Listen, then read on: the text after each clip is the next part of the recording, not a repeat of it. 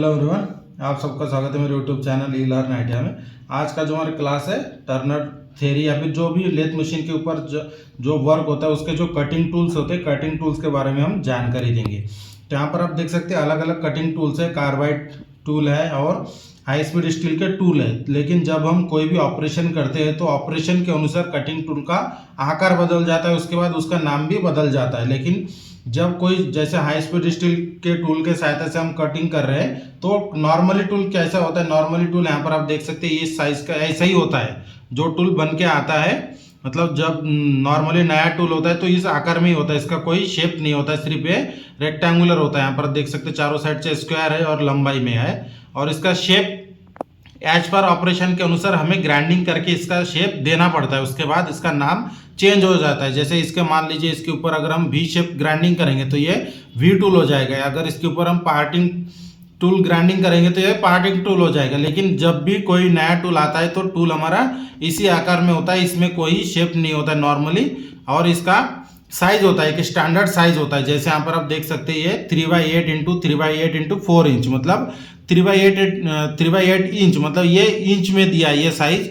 ये जो cutting tool है इंच में है, 3/8 मतलब 9.5 मिलीमीटर होता है। ये जो इसकी विड्थ है मतलब या फिर थिकनेस 9.5 बाई 9.5 इसका साइज है और लंबाई कितना ये 4 इंच है, मतलब 100 मिलीमीटर लंबाई है।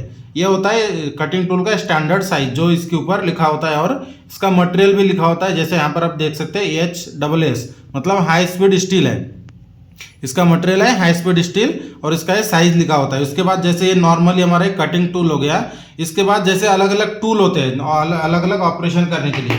जैसे फॉर एग्जांपल के लिए जो एक जॉब देख सकते हैं, इस जॉब में एक प्रकार के ऑपरेशन नहीं है। यहाँ पर चैम्परिंग है, यहाँ पर टर्निंग है, ये स्टेप टर्निंग है, टेपर टर्निंग, स्टेप टर्निंग, उसके बाद टर्निंग, ये पार्टिंग है, ये ग्रूविंग है, मतलब ये ग्रूविंग है, ये दोनों ग्रूविंग है। तो अलग अलग ऑपरेशन के लिए हमें अलग अलग टूल की आवश्यकता पड़ती है। तो इसके अनुसार कटिंग टूल का आकार चेंज किया जाता है, जिसे हम बाद में आकार के अनुसार कटिंग टूल का नाम देते हैं। तो सबसे पहले हम बात करेंगे जैसे हमारा टर्निंग टूल है। यहाँ पर आप देख सकते हैं ये जो हमारा टूल आपको दिखाई दे रहा है ये टर्निंग टूल है। टर्निंग टूल को इस तरह से ग्राइंडिंग किया जाता है। ये हमारा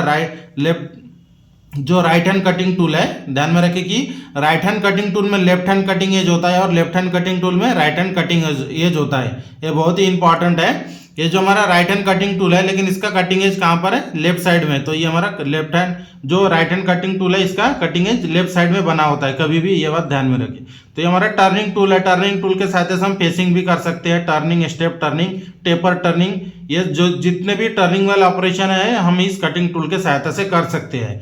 इसके ऊपर 3-4 एंगल होते हैं। जैसे मान लीजिए हमारा कटिंग टूल है, कटिंग टूल को यहाँ पर देखने के बाद यहाँ से आप देख सकते हैं ये जो हमारा पॉइंट है कटिंग एज है, कटिंग एज से सामने से जो ये जो आपको ग्राइंडिंग किया गया है छोटा सा भाग दिखाई दे रहा है, इसे कहा जाता है फ्रंट क्लियरेंस। उसके बाद यहाँ से पकड़ने के बाद जैसे ये कटिंग टूल है, इसको पकड़ने के बाद ये जो साइड से आपको दिखाई दे रहा है ये जो ग्राइंडिंग किया हुआ है हमारा साइड कटिंग है, साइड है हमारा एक साइड, ये उसके बाद दूसरा साइड है और ऊपर वाला जो बोलते हैं इसे हम टॉप रेक एंगल बोलते हैं। और ये पॉजिटिव और नेगेटिव होता है, 2 एंगल होते हैं इसमें। जो कटिंग एज है ये 2 एंगल में होते हैं, पॉजिटिव और नेगेटिव।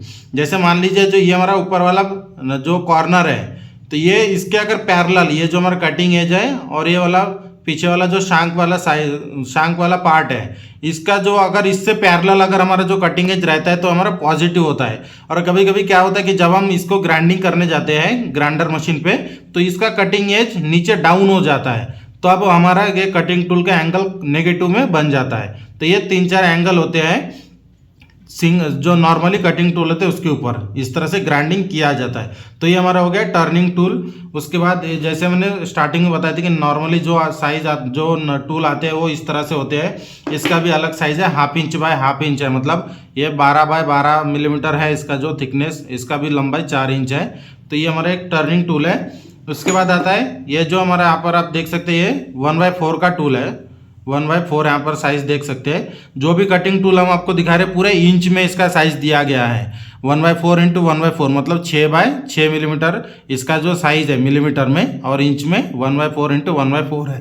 तो ये जो टूल है इसे भी हम एज पर ऑपरेशन के अनुसार इसका आकार हम चेंज करते हैं। यहाँ पर आप देख सकते हैं ये जो आपको साइज शेप दिखाई दे रहा है ये हमारा एक रेडियस टूल है जिसको हमने रेडियस शेप में ग्राइंडिंग किया है। जैसे कोई भी जॉब के ऊपर अगर हमें रेडियस बनाना है, रेडियस शोल्डर, रेडियस कॉर्नर, या फिर कोई गोलाकार मतलब बॉल बनाना है कोई जॉब के ऊपर, तो उस समय इस कटिंग टूल को रेडियस इस तरह से शेप में ग्राइंडिंग किया जाता है। और दूसरे साइड में एक साधारण टर्निंग टूल है, इसे हम बोरिंग टूल इस तरह से लगा के बोरिंग भी कर सकते हैं।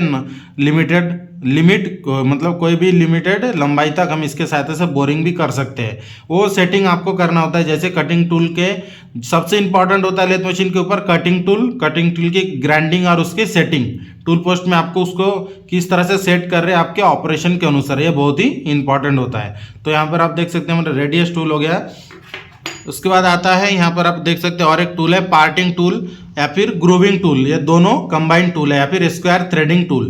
तीनों भी कंबाइन एक ही टूल से हम कर सकते हैं। अगर पार्टिंग करना है तो जो हमने ये जो आपको दिखाई दे रहा है सामने वाला कटिंग है, जिसकी ज़्यादा लंबाई करेंगे एज पर डायमीटर कितना बड़ा है उसके हिसाब से आपको ग्राइंडिंग करना होता है। फिर इसके साथ से हम पार्टिंग कर सकते हैं। या फिर आपको ग्रूविंग करना है, जैसे यहाँ पर आपको दिखाई दे रहा है ये ग्रूविंग है, इसके इस टूल के सहायता से यहाँ पर हम ग्रूविंग कर सकते हैं। ये जो ऑपरेशन है इसके सहायता से हम कर सकते हैं। हमारा ग्रूविंग टूल भी है। और स्क्वायर थ्रेडिंग टूल भी यही है। स्क्वायर थ्रेडिंग अगर हमें करना है तो जो पीच होता है, पीच के हाफ इसकी ग्राइंडिंग करके इसका साइज बनाया जाता है। 4 मिलीमीटर की पीच है तो ये जो कटिंग है इसकी जो विड्थ होती है 2 मिलीमीटर, मतलब पीच का आधा उसको ग्राइंडिंग करके फिर ये हमारा पार्ट जो स्क्वायर थ्रेडिंग टूल बन जाता है। मतलब ये एक टूल है लेकिन हम 3 वर्क कर सकते हैं। एक पार्टिंग, दूसरा ग्रूविंग और तीसरा हम इसके सहायता से स्क्वायर थ्रेडिंग भी कर सकते हैं। ये भी कटिंग टूल हमारा 1/4 इंटू 4 इंच है। सब हम हाई स्पीड स्टील टूल को ही दिखा रहे हैं। उसके बाद यहाँ पर आप देख सकते हैं हमारे cutting tool high speed steel tool का एक मतलब ये छोटा सा भाग है। मतलब इसको कब यूज करते हैं, अगर मान लीजिए इंटरनल स्क्वायर थ्रेडिंग करना है तो उस समय बोरिंग बार में लगाकर इसका उपयोग किया जाता है। जो बोरिंग बार होता है, हमने एक अलग से एक वीडियो बनाया था पूरे कटिंग टूल्स, पूरे टूल्स इक्विपमेंट के बारे में, तब हमने आपको बोरिंग बार दिखाया था। तो उस बोरिंग बार में इसको फिट करके हम इसके सहायता से स्क्वायर थ्रेडिंग भी कर सकते हैं। जो हमने ये हाई स्पीड स्टील टूल का टिप आपको दिखाई दे रहा है, इसको बोरिंग बार में फिट करके हम इसके सहायता से स्क्वायर थ्रेडिंग कर सकते हैं। तो ये ध्यान में रखिए, ये डायरेक्टली हम टूल पोस्ट में नहीं लगाते हैं। कोई बोरिंग बार होता है उसके ऊपर ही फिट करके हम इसका यूज़ करते हैं। उसके बाद आता है और एक नॉर्मली कटिंग टूल है, जो मैंने सबसे पहले आपको बताया था। जो नया टूल है उसी के साइज़ का है, 3/8/3/8/4 इंच। तो ये भी हमारा कटिंग टूल है। इसके ऊपर आपको जो भी शेप आपको चाहिए कटिंग टूल का, उसको हम ग्राइंडिंग करके फिर इसका यूज़ करते हैं एज पर ऑपरेशन के अनुसार। ऑपरेशन जो भी है उसके अनुसार आपको ग्राइंडिंग करना होता है। ग्राइंडिंग करने के बाद इसका नाम चेंज हो जाता है। जैसे जो भी हम ग्राइंडिंग करेंगे उसका आकार के हिसाब से इसका नाम चेंज हो जाता है, फिर इसका हम यूज़ करते हैं। उसके बाद यहाँ पर आप देख सकते हैं 2 हमारा कार्बाइड टूल है। ये हमारा नॉर्मली टर्निंग टूल है। ये हमारा वी कार्बाइड टूल है, वी शेप में बना हुआ है। यहाँ पर आप देख सकते हैं इसका जो टिप है, टिप हमारा वी शेप का है। इसका भी वी शेप का ही टिप है, लेकिन इसको जब हम ब्रेजिंग करके इसको फिट किया तो ये टर्निंग टूल के अनुसार इसको हमने ब्रेजिंग करके फिट किया है और इसको वी शेप में ही फिट किया है, मतलब सेंटर में। ये जो बाकी का पीछे का वाला जो भाग होता है, जैसे कार्बाइड टूल है हमारा, ये जो हमारा कार्बाइड टिप है, ये कार्बाइड टिप, इसमें येलो कलर का जो आपको दिखाई दे रहा है गोल्डन कलर का, ये हमारा ब्रेजिंग किया हुआ है। ब्रेजिंग करके जो हमारा माइल्ड स्टील का जो शांक है, ये शांक के ऊपर कार्बाइड टिप को ब्रेजिंग करके फिट किया गया है। उसके बाद इसका नाम आ जाता है कार्बाइड टूल। कार्बाइड टूल के सहायता से नॉर्मली जो मटेरियल को हम हाई स्पीड स्टील टूल के सहायता से टर्निंग करते हैं, उससे ज़्यादा हार्ड अगर मटेरियल रहा तो उस समय हम कार्बाइड टूल का यूज़ करते हैं। इसकी जो कटिंग एज है बहुत जल्दी जाता नहीं। इसका भी कटिंग टूल का जो एज है हाई स्पीड स्टील का, अगर स्पीड और फीड प्रॉपर नहीं रहा तो इसका एज चला जाता है। लेकिन इसमें थोड़ा इससे ज़्यादा इसकी कटिंग टूल की लाइफ होती है, मतलब ऑपरेशन करते समय ये ज़्यादा देर तक टिकता है। ये नॉर्मली जो बड़े बड़े ऑपरेशन होते हैं, बड़े कट लगाने के लिए इसका उपयोग किया जाता है, जो हमारा कार्बाइड टिप है, कार्बाइड टूल है। तो इसका भी ग्राइंडिंग करते समय जो नीचे वाला शांक है, नीचे को शांक को ग्राइंडिंग करते हुए इसका जो टिप है, टिप के ऊपर हमें कटिंग एज बनाना होता है। जैसे इसमें ग्राइंडिंग किया हुआ है लेकिन इसमें ग्राइंडिंग किया नहीं है। जब भी अगर हमें इसके सहायता से ऑपरेशन करना होगा तो सबसे पहले आपको ग्राइंडिंग करके फिर इसका यूज़ करना है। और जो जैसे यहाँ पर आप देख सकते हैं, हमने इसका मटेरियल भी बताया, ये हमारा कार्बाइड टिप है। उसके बाद पीछे वाला जितना पूरा कार्बाइड टिप को छोड़ के, ये जो आपको दिखाई दे रहा है वी शेप का, इस टिप को छोड़ के बाकी पूरा एमएस से बना होता है।